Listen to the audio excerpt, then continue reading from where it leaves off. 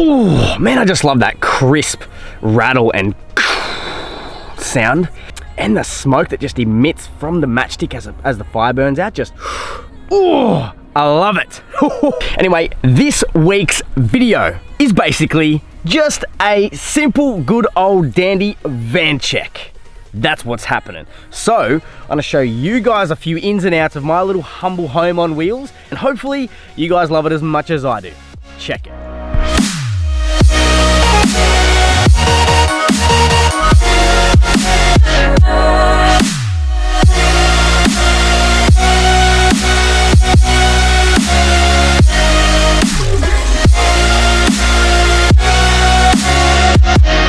Now that you've had a picturesque intro, you have to deal with me, my little smiley face, and my voice for quite some time now while we go around piece by piece, and ouch, I just hit my hand on my helmet. Okay, look, my van is in kind of no state to be showcasing today, but secretly, I love the fact that it's this dirty. I was traveling through some national parks the other day and it was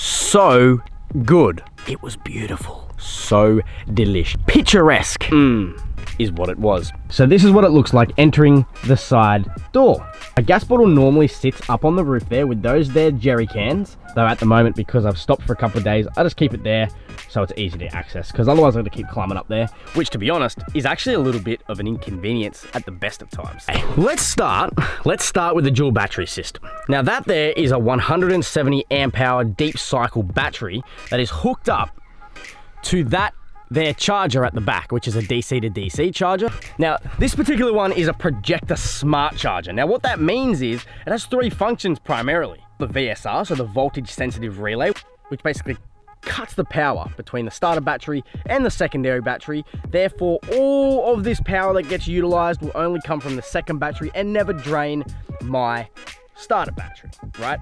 Now, the second thing it does, which is really cool, is it magnifies the charge that comes from the alternator, which originally charges the starter battery as you drive, right? So that's how your battery in your car always stays charged, from the alternator. Though, from memory, I think that only charges at about 13.4 volts or something or other. Like, I don't know the specifics, but that's just what I went through when I was learning off YouTube, actually, to learn how to do this. Now, what I had learned is that this Projector charger magnifies the charge to around 14.4 maximum volts to therefore charge the secondary battery faster, right? Which is really cool. So while I'm driving and I pull up for the night, I know that I've got a full battery bank of power ready to charge me to be able to charge my laptop, my camera gear, my phone, run some lights, run the fan if I need to. Everything that you can possibly imagine I need power for, that's in this van, I can run it. And the third thing that the Projector DC to DC charger is capable of is actually running the solar input.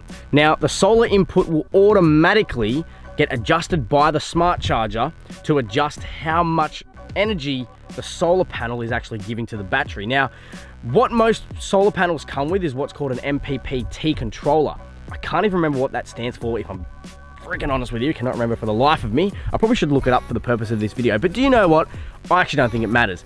Basically what happens is that charger, that DC to DC charger, overwrites the requirement for the Mppt controller. So basically what happens is that controller normally regulates how much charge the solar panels bring into the battery so that it doesn't overcharge or damage the batteries and the solar panels themselves, of course. So this charger basically does all of that. It does all three things. The VSR cuts off the power between the two batteries, it charges at a higher rate than the alternator would while I'm driving, and it also has a solar input, which is absolutely awesome. So I just thought I'm gonna spend the money on that because that ticks all three boxes, literally. Each one of those fuses, right, 6 different fuses, runs to a different appliance. Now, one fuse is for all of that there, which is 4 USB outlets, right? 4 USB outlets, a voltmeter, a switch for all of those, and the light switch. This here is a dimmer. However, the dimmer itself actually broke and it stopped dimming the lights. So basically I just disconnected it and put this little switch in there and just called it a day. And just left that in here so I didn't have to remake this entire piece of timber. One of those fuses goes to that light, which has the switch right here over near the fuse block. I have this 12-volt socket near the back, which is where my head is while I'm sleeping in the bed. And basically I have this 12-volt socket that plugs in for the rear light, which is up here, which is for all of my cooking while I'm at night. See here next to my mountain bike, but there's another 12-volt socket outlet there. But what happened was, it was a bit of an afterthought to install this here pump.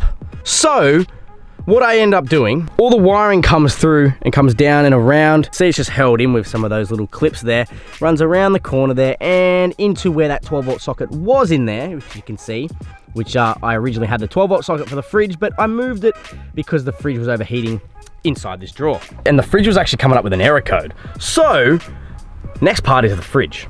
So basically I decided to put the fridge underneath my laptop table, underneath the storage, and it has its own actual sliding platform so it can come in and out. That way I can actually open the fridge door, right? Let me show you how it works. Okay. So you can see there that it's on that piece of timber, right? You probably can't, oh, you can see it pretty well. Yep, cool. What's under there is 2 drawer slides sitting horizontal, not sitting upright like this, right? For my drawers, you can see I've got those drawer slides there, but see how they're like upright? Now, underneath my fridge, underneath the fridge, they're not laying like this, they're laying that way so that the fridge is able to slide in and out on that timber platform, just like this, ready? So it slides out, I can then open, boom, fridge. Woo-hoo-hoo-hoo-hoo-hoo. And obviously to return it, you can just push it back in and it locks. However, sometimes when I'm driving, it does move a little bit, so I created this little, just a little ingenious piece of timber. Genius! To hold it in place. And you'd be surprised that really does work. I thought, you know, I might be coming in over my head on this one, but you know what? It actually works. For one of my favorite things, obviously that's where I store my keys so I can never lose it. It is in plain sight. Now, one of my favorite things, as I mentioned, is this, my laptop table. Slides in and out. Boom! At the moment, I've just moved my laptop. That way I could pull the fridge out because this, if this is out, the fridge cannot open because this is where the fridge opens to. Anyway, I'm gonna lock that away and move on. Some miscellaneous storage for some camera gear, my hammock, my helmet, you know, some toiletries and some fruit and stuff, right? Or at the front, I may as well show you the blinds. I just slide along some Telstra rope, nice and easy, and then I just hook that up onto that hook, and then it's all nice and sealed away while I'm sleeping on the bed. Now there's a main drawer compartment that's underneath the bed, so there's three drawers. One of them is in the front here in the living room, and 2 of them are at the back underneath the rear door that slide out towards the back of the van, right?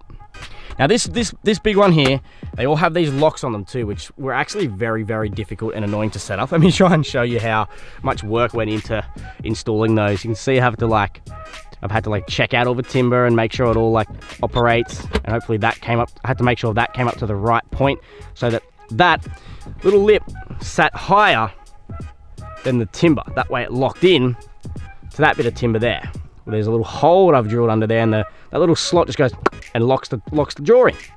Each way, this is where my clothing and some shoes and just some backpacks and some regular stuff kind of goes. Just a whole bunch of stuff. You can see I've still got plenty of space in there because minimalist. Oh yeah, haha. Just so happened to be perfect when I had to move the fridge because, as I said earlier, remember how I said I was going to leave it in the back drawer? Well, it fits perfectly for this drawer to just slide straight past the fridge. Like, it's just so tight and perfect. I couldn't imagine anything working out that more perfect in my life. So I was so grateful for that happening. Obviously, that's the inverter, which creates 240 volt power, like in a house. That way, basically what it does is it converts the 12 volt that comes from the battery. It goes through this machine and it converts it so that I can plug normal house plugs into it, basically to power my laptop and to power anything else that I deem to require house power. So basically inside this cabinet here is basically where I've put all the cables to be hidden away, and that's why I've got that latch, which I've already undone, and then this latch here, which you basically just undo. You open up this, and then you've got access to all of the cables. And yes, it is a complete mockery in there because I am not a professional auto electrician. I'm a landscaper by trade, and I'm now moving into the online space. So yes, hopefully that gives you enough of a description as to why it is just all over the place. It all works perfectly and I'm happy about that. So yeah.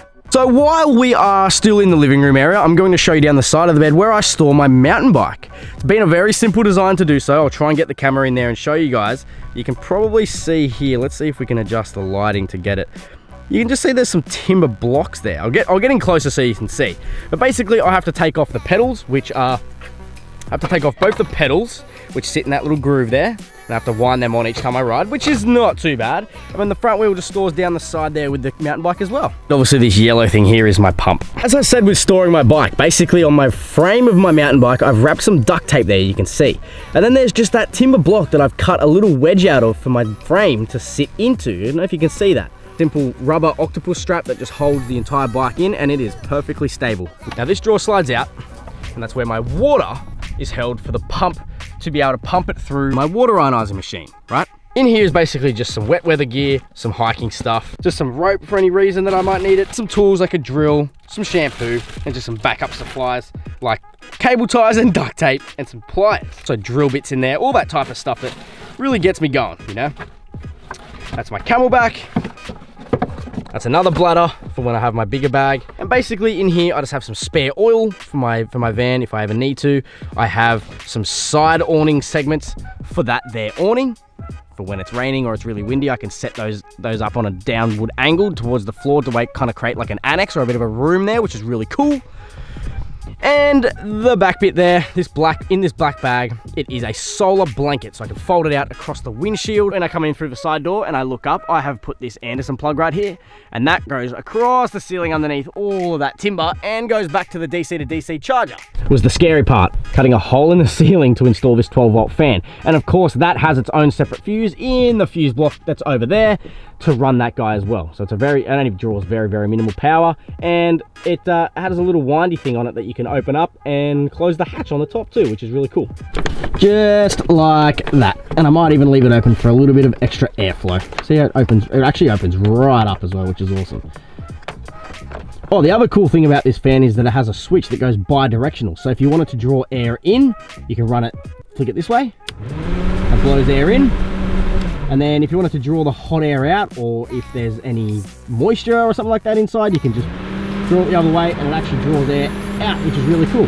Something that I did fail to mention is within this entire timber area that you see, it has actually been insulated as well. So I have found that it helps in the cold. It does get quite warm and cozy in there, but in the heat, the harsh Australian heat, it does not do very much at all. It's like the van's out in the sun and it's been out there for quite some time, just like any car, it gets freaking hot. And living in a van in the heat is not cool. So park it in the shade like I've done and trying to minimize the heat, absolutely amazing idea. Now, we've already been through this drawer. Let's get on to the old kitchenette drawer, shall we? So looking at it like this, and we've opened it, right? What I've created is this chopping board area to slide across. It has those same click on, click off, or click in, click out drawer runners that are underneath the fridge that I showed you earlier. So you can tap it and it slides across. Awesome. And that reveals my cooker. So basically you can just walk around, you can set the cooker up, boom. Cool, right? Essentially what I just do is run the hose that goes to the gas bottle, run the gas bottle right where my little stool is, and basically you can just feed it out through the hole and plug it straight into a gas bottle. Underneath there, I've just cut this little hole inside the bottom of the drawer there, and that's just where I store some of my utensils. It's a little bit of a mess at the moment, but that's because it always rattles around. So I'm trying to work out a little way that maybe I can run some dividers in there soon and work that out as time progresses. Basically, a couple other little things, and my spice rack just here. All my spices and cooking gear, really, really cool. Now, if there is anything else that you feel I should have put in this video, leave it in the comments, and hey, maybe I can make another one. Maybe I can make another one and we can touch on things a little better as I get more proficient with making videos. Does that sound good? Anyway, I hope you guys have enjoyed this. I really hope that there's some differences that we can potentially chat about. If you guys own vans as well, we can maybe chat about some of the things I've done, some of the things you've done to your van, and hey, you never know, we might be able to get some really cool ideas from each other and make our vans absolutely brilliant. Instead of just being like brilliant, we're gonna make them absolutely friggin' brilliant. Feel me? Anywho, thanks so much for watching, guys. Do not forget to like and subscribe, and I will see you guys in the very next video. Hopefully next week is a bit more action-packed from Tasmania. Anyway, adios amigos.